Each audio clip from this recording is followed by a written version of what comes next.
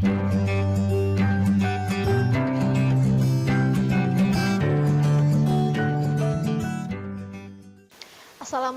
warahmatullahi wabarakatuh. Bertemu lagi dengan saya Yulisna pada part kedua mengenai hukum dan etika bisnis. Yang pertama, aspek hukum perjanjian dalam aktivitas bisnis. Yang dimaksud dengan kontrak adalah suatu kesepakatan yang diperjanjikan di antara dua atau lebih pihak yang dapat menimbulkan, memodifikasi, atau menghilangkan hubungan hukum. Selanjutnya, sumber hukum kontrak. Yang pertama, peraturan perundang-undangan yang lainnya yang mengatur jenis kontrak tertentu atau mengatur aspek tertentu dari kontrak. Yang kedua, jurisprudensi, yaitu putusan-putusan hakim yang memutuskan perkara berkenaan dengan kontrak. Yang ketiga, perjanjian internasional, baik bersifat bilateral atau multilateral, yang mengatur tentang aspek bisnis internasional. Yang keempat, kebiasaan-kebiasaan bisnis yang berlaku dalam praktek sehari-hari. Yang kelima, doktrin atau pendapat ahli yang telah dianut secara meluas. Yang keenam, hukum adat di daerah tertentu sepanjang menyangkut tentang kontrak-kontrak tradisional di pedesaan. Selanjutnya, kontrak dan perikatan. Suatu perikatan timbul karena undang-undang maupun karena kontrak atau perjanjian. Karena itu kontrak merupakan perikatan. Contoh perikatan berdasarkan undang-undang. Yang pertama, perikatan yang menimbulkan kewajiban-kewajiban tertentu di antara penghuni perkarangan yang saling berdampingan. Yang kedua, perikatan menimbulkan kewajiban mendidik dan memelihara anak. Yang ketiga, perikatan karena adanya perbuatan melawan hukum. Yang keempat, perikatan yang timbul karena perbuatan sukarela sehingga perbuatan sukarela tersebut harus dituntaskan. Yang kelima, perikatan yang timbul dari perikatan wajar. Selanjutnya, asas-asas kontrak. Yang pertama, asas kontrak sebagai hukum mengatur. Hukum mengatur adalah peraturan-peraturan hukum yang berlaku bagi subjek hukum, misalnya para pihak dalam suatu kontrak. Yang kedua, asas sebagai kebebasan berkontrak. Asas kebebasan berkontrak merupakan konsekuensi dari asas berkontrak sebagai hukum mengatur, maksudnya bahwa para pihak dalam suatu kontrak pada prinsipnya bebas untuk membuat atau tidak membuat kontrak. Demikian juga kebebasan untuk mengatur kontrak tersebut. Asas kebebasan berkontrak dibatasi oleh rambu-rambu. Yang pertama, harus memenuhi syarat sebagai suatu kontrak. Yang kedua, tidak dilarang undang-undang. Yang ketiga, tidak bertentangan dengan kebiasaan yang berlaku. Yang keempat, harus dilaksanakan dengan itikat baik. Selanjutnya, yang ketiga yaitu asas pacta sunt servanda. Istilah pacta sunt servanda berarti janji itu mengikat. Perjanjian adalah undang-undang bagi para pihak, mengikat secara penuh atas kontrak yang dibuat oleh para pihak tersebut. Kekuatannya dianggap sama dengan kekuatan mengikat dari suatu undang-undang. Yang keempat, asas konsensual. Asas konsensual dari suatu kontrak adalah apabila suatu kontrak telah dibuat, maka telah dianggap sah dan mengikat secara penuh. Bahkan pada prinsipnya, persyaratan tertulis pun tidak disyaratkan hukum kecuali untuk beberapa jenis kontrak tertentu yang telah disyaratkan tertulis. Syarat tertulis tersebut biasanya digunakan dalam kontrak perdamaian, kontrak pertanggungan, kontrak penghibahan, dan kontrak jual beli tanah. Yang kelima, asas obligator, yaitu suatu asas yang menentukan jika suatu kontrak telah dibuat, maka para pihak telah terikat, tetapi keterikatannya itu hanya sebatas timbulnya hak dan kewajiban saja. Sedangkan prestasi belum dapat dituntut karena kontrak kebendaan belum terjadi. Hukum kontrak Indonesia menggunakan asas ini karena kontrak Indonesia bersumber dari KUHP Perdata. Selanjutnya, wanprestasi dan perbuatan melawan hukum. Wanprestasi diatur dalam pasal 1243 Kitab Undang-Undang Hukum Perdata yang berbunyi penggantian biaya, kerugian, dan bunga karena tidak dipenuhinya suatu perikatan mulai diwajibkan bila debitur walaupun telah dinyatakan lalai, tetap lalai untuk memenuhi perikatan itu, atau jika sesuatu yang harus diberikan atau dilakukannya hanya dapat diberikan atau dilakukannya dalam waktu yang melampaui waktu yang telah ditentukan. Sederhananya, wan prestasi itu adalah ingkar janji atau tidak menepati janji. Unsur-unsur wan prestasi yang pertama, adanya perjanjian oleh para pihak, adanya pihak pelanggar atau tidak melaksanakan isi perjanjian yang sudah disepakati. Yang ketiga, sudah dinyatakan lalai tapi tetap juga tidak mau melaksanakan isi perjanjian. Selanjutnya, perbuatan melawan hukum. Menurut Munir Puadi, perbuatan melawan hukum adalah sebagai suatu kumpulan dari prinsip-prinsip hukum yang bertujuan untuk mengontrol atau mengatur perilaku bahaya, untuk memberikan tanggung jawab atas suatu kerugian yang terbit dari interaksi sosial, dan untuk menyediakan ganti rugi terhadap korban dengan segala gugatan yang tepat. Sebagaimana dirumuskan dalam pasal 1365 KUHP Perdata, adalah tiap perbuatan melawan hukum yang membawa kerugian kepada orang lain mewajibkan orang yang karena salahnya menerbitkan kerugian itu mengganti kerugian tersebut. Selanjutnya, unsur-unsur perbuatan melawan hukum. Yang pertama, adanya suatu perbuatan. Yang kedua, perbuatan tersebut melawan hukum. Yang ketiga, adanya kesalahan pihak pelaku. Yang keempat, adanya kerugian bagi korban. Yang kelima, adanya hubungan kausal antara perbuatan dan kerugian. Selanjutnya, perbedaan wan prestasi dan perbuatan melawan hukum. Yang pertama, sumber hukumnya. Perbuatan melawan hukum menurut pasal 1365 KUHP Perdata timbul akibat perbuatan orang. Sedangkan pada wan prestasi menurut pasal 1243 KUHP Perdata timbul dari persetujuan. Yang kedua, timbulnya hak menuntut. Yang hak menuntut ganti rugi karena perbuatan melawan hukum tidak perlu somasi. Kapan saja terjadi perbuatan melawan hukum, pihak yang dirugikan langsung mendapat hak untuk menuntut ganti rugi. Sedangkan pada wan prestasi, hak menuntut ganti rugi terdapat pada pasal 1243 KUHP Perdata yang pada prinsipnya membutuhkan pernyataan lalai atau somasi. Yang ketiga, tuntutan ganti rugi. Pada perbuatan melawan hukum, KUHP Perdata tidak mengatur bagaimana bentuk dan rincian ganti rugi. Dengan demikian bisa digugat ganti rugi nyata dan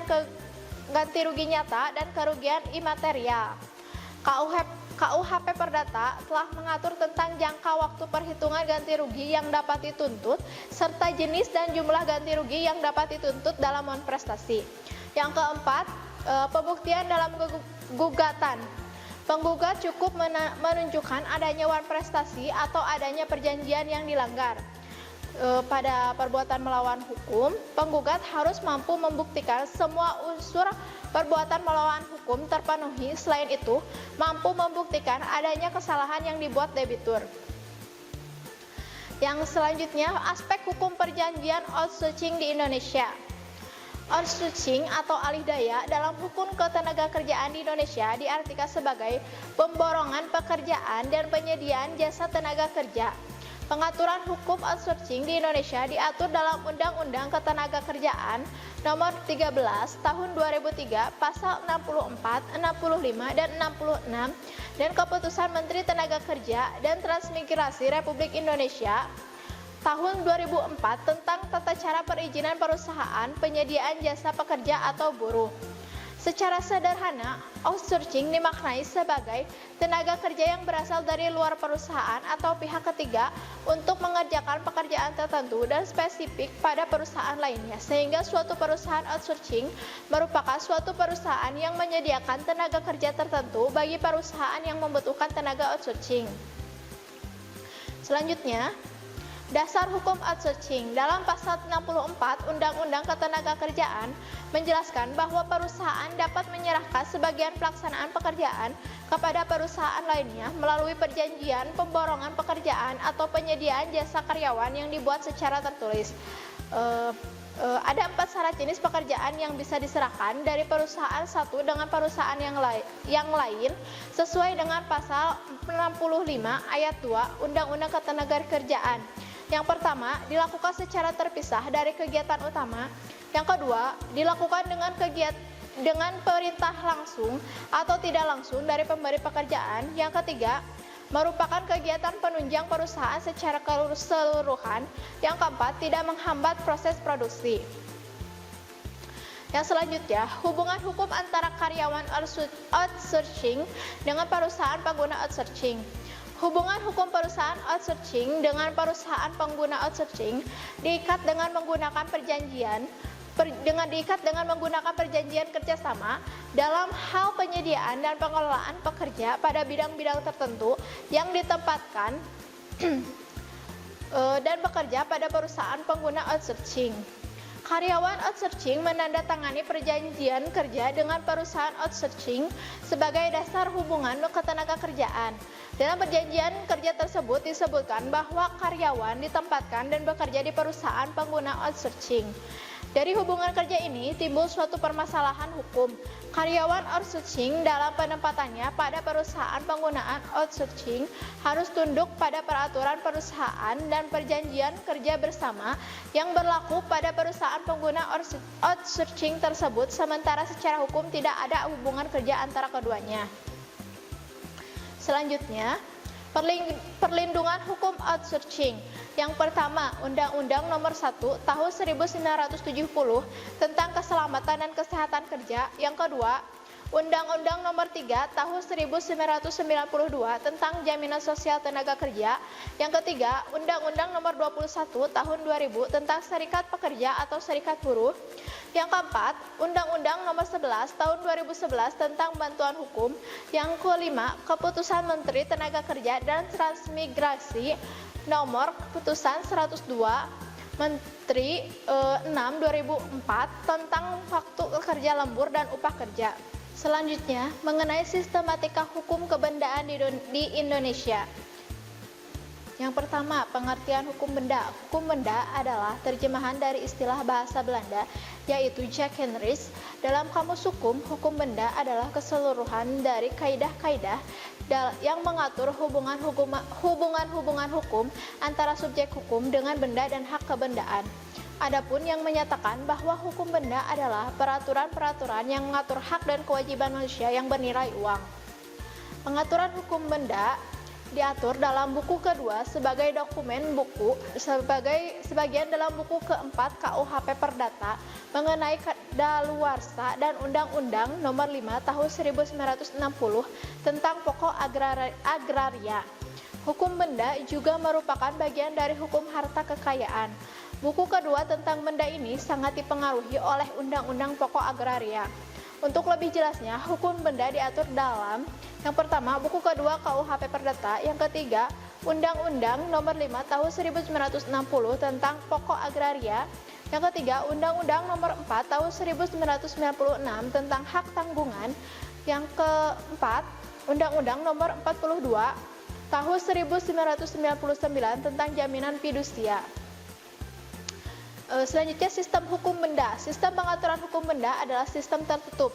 Artinya, orang tidak dapat mengadakan hak-hak kebendaan baru selain yang sudah ditetapkan dalam undang-undang. Jadi hanya dapat mengadakan hak kebendaan terbatas pada yang sudah ditetapkan dalam undang-undang saja.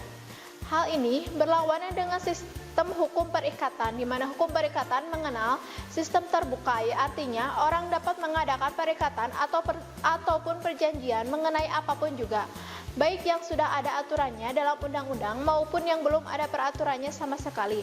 Jadi siapapun boleh mengadakan suatu perikatan atau perjanjian mengenai apapun juga.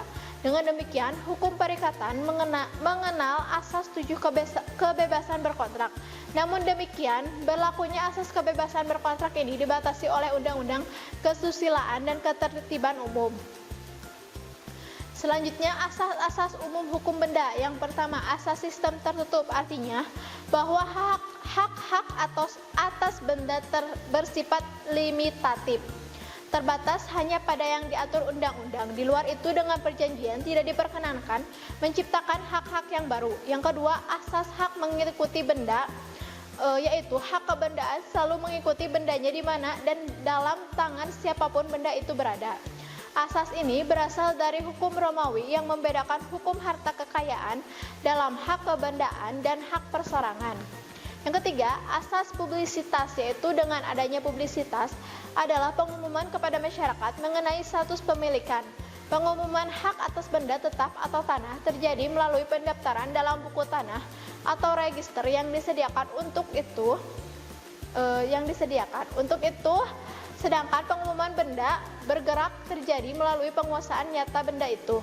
Asas prioritas. Menurut asas ini, semua hak kebendaan memberikan wewenang yang sejenis dengan wewenang-wewenang dari eigendom, sekalipun luasnya berbeda-beda. Oleh karena itu, perlu diatur urutannya. Iura in realiena meletakkan sebagai beban atas eigendom.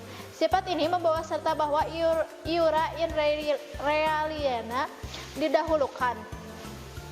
Selanjutnya, aspek dan peranan hukum dalam organisasi perusahaan. Organisasi perusahaan yaitu suatu proses di mana terdapat orang-orang yang saling berkomunikasi dan berinteraksi pada perusahaan tersebut.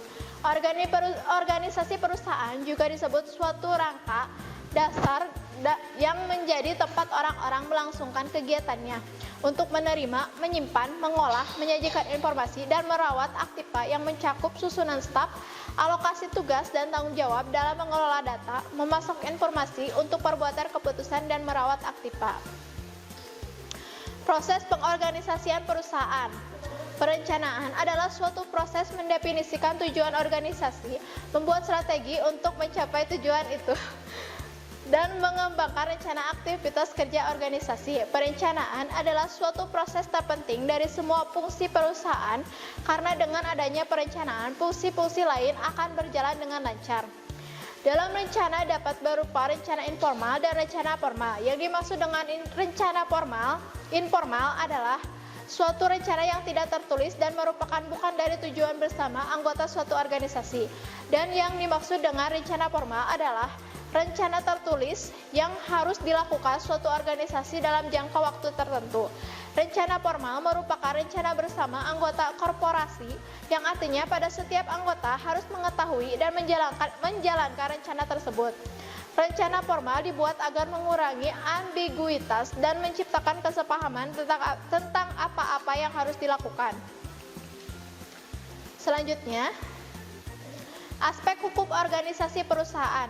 Kehadiran Undang-Undang Nomor 40 Tahun 2007 tentang Perseroan Terbatas menggantikan Undang-Undang Nomor 1 Tahun 1995 membawa perubahan signifikan pada aspek hukum organisasi dan aktivitas komersial suatu perusahaan perseroan terbatas. Komisaris, direksi, officer dituntut senantiasa lebih berhati-hati di dalam mengelola sebuah PT untuk meningkatkan nilai perusahaan, khususnya terkait dengan tanggung jawab hukum dan penetapan prinsip-prinsip good corporate governance. Berbicara masalah bisnis, seringkali orang akan mengatakan dagang. Memang kata bisnis itu sendiri berasal dari bahasa Inggris bisnis, yaitu kegiatan usaha, tetapi pengertian bisnis itu sendiri diartikan sebagai keseluruhan kegiatan usaha yang dijalankan oleh orang atau badan secara teratur dan terus-menerus, yaitu berupa kegiatan mengadakan barang-barang atau jasa maupun fasilitas-fasilitas untuk diperjualbelikan, dipertukarkan, dan disewagunakan dengan tujuan mendapatkan keuntungan. Selanjutnya, arti hukum perusahaan. Dalam bisnis yang dilakukan, lazimnya bisa dilakukan oleh perseorangan dan juga dengan suatu perkumpulan dalam arti perkumpulan yang berbentuk badan hukum maupun yang tidak berbadan hukum. Sedangkan dasar hukum badan hukum adalah yang pertama, BW atau Burgerwetboek KUHP Perdata pasal 1818 sampai 1952. Yang kedua, KUHD yaitu Kitab Undang-Undang Hukum Perdata pasal 16 sampai 19. Yang ketiga, Undang-Undang Nomor 1 Tahun 1995 tentang Perseroan Terbatas. Semua undang-undang tersebut merupakan masih sistem PT klasik. Selanjutnya, penyelesaian perselisihan hubungan industrial. Pengertian perselisihan hubungan industrial berdasarkan pasal 1 angka 22 Undang-Undang Nomor 13 Tahun 2003 dan pasal 1 angka 1 Undang-Undang Nomor 2 Tahun 2004. Perselisihan hubungan industrial adalah perbedaan pendapat yang mengakibatkan pertentangan antara pengusaha atau gabungan pengusaha dengan pekerja atau buruh atau serikat pekerja atau serikat buruh karena adanya perselisihan mengenai hak, perselisihan kepentingan, dan perselisihan pemutus hubungan kerja serta perselisihan antara serikat pekerja atau serikat buruh hanya dalam suatu perusahaan. Prinsip penyelesaian perselisihan hubungan industrial. Yang pertama, wajib dilaksanakan oleh pengusaha dan pekerja atau buruh atau serikat pekerja atau serikat buruh secara musyawarah untuk mufakat. Yang kedua, bila upaya musyawarah untuk mufakat tidak tercapai, maka pengusaha dan pekerja atau buruh atau serikat pekerja atau serikat buruh menyelesaikan perselisihan hubungan industrial melalui prosedur yang diatur Undang-Undang Pasal 136 Ayat 2 Undang-Undang Nomor 13 Tahun 2003. Selanjutnya, mekanisme penyelesaian perselisihan hubungan industrial. Yang pertama, penyelesaian perselisihan hubungan industrial melalui perundingan bipartit. Pasal 3 sampai pasal 7 Undang-Undang Nomor 2 Tahun 2004. Berdasarkan pasal 3 ayat 1 Undang-Undang Nomor 2 Tahun 2004, perundingan bipartit adalah perundingan antara pengusaha atau gabungan pengusaha dan pekerja atau serikat pekerja atau serikat buruh antara serikat pekerja atau serikat buruh dan serikat pekerja atau serikat buruh yang lain dalam suatu perusahaan yang berselisih. Perundingan bipartit adalah perundingan secara musyawarah untuk mencapai mufakat. Penyelesaian melalui perundingan bipartit harus dilaksanakan paling lama 30 hari kerja sejak perundingan dilaksanakan. Apabila perundingan bipartit mencapai kesepakatan, maka para pihak wajib membuat perjanjian bersama dan didaftarkan di Kepaniteraan Pengadilan Hubungan Industrial. Yang kedua, penyelesaian perselisihan hubungan industrial melalui konsiliasi. Pasal 17 sampai pasal 28.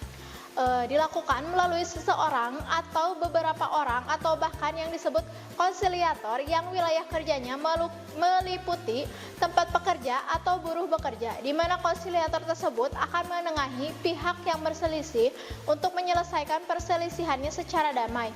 Contohnya, untuk perselisihan kepentingan, perselisihan PHK, atau perselisihan antar serikat pekerja atau serikat buruh dalam suatu perusahaan. Yang ketiga, penyelesaian perselisihan hubungan industrial melalui arbitrase.